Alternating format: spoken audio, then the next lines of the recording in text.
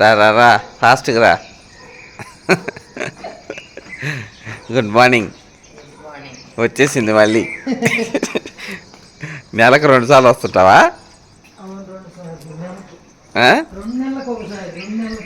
2 నెలలకు ఒకసారి పెట్టేయి. గేజులు ఎన్ని తెచ్చిందో. నేను నీకు ఒక్క బ్యాగ్ తెమ్మన్నా. 1 2 3 నీ చేతిలో, ఇంకోటి 4. ఒక్కదానే 4 బ్యాగులు మోసుకొచ్చినావా?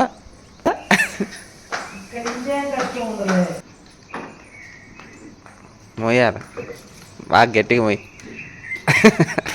అందరు నేను హెల్ప్ చేయలేదు అనుకుంటారేమో నీ బ్యాగ్ని తీసి.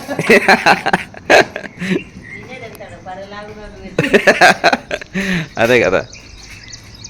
Next cleaning session. మా అమ్మ చూడండి, ఒక్కటే లగేజ్, ఒక పెద్ద ట్రాలీ. కాకపోతే ఇవి మా లగేజ్లేండి. ఇది మా పెళ్లి బట్టలు, అలాగే ఇది మా అత్తయ్య బట్టలు అనమాట.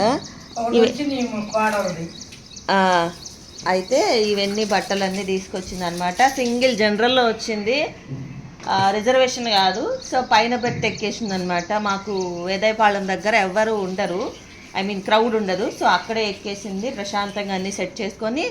అయినా కానీ ఇంత స్ట్రాంగ్గా నేనైతే అస్సలు తీసుకురాను. ఆవిడ కాబట్టి కష్టపడి మోసుకొచ్చింది.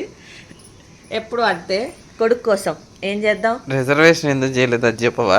రిజర్వేషన్ ఎందుకు చేయలేదు అని అంటే రీజను, తను అంటే ఎగ్జాక్ట్గా ఈ రోజే రావాలి, ఈ రోజే వెళ్ళాలి అని ఒక బేసిక్గా మా మమ్మీ ఏంటంటే ఎప్పుడు ట్రావెల్ చేస్తుందో డేట్ కన్ఫర్మ్ ఉండదు. అందుకే మేము ఎప్పుడు రిజర్వేషన్ చేయము. ఆమెకి ఎప్పుడు కావాలంటే అప్పుడు జనరల్లోనే వస్తుంటుంది, జనరల్లోనే వెళ్తుంది.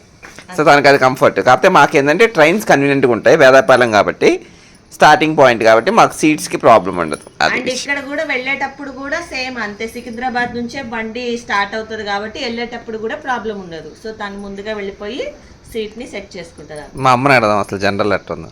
ఏమ్మా ఇవాళ ఎగ్జాక్ట్గా వచ్చింది ట్రైన్, 5:15కి అంతా వచ్చేసింది. మేమిద్దరం వచ్చేటప్పుడు మాత్రం 5:40కి దిగుతుంది ట్రైన్. చూడండి, సూర్యుడు కూడా వచ్చే టైంకి మా మమ్మీ కూడా ఇంట్లోకి వచ్చేసింది, మా అత్తయ్య కూడా.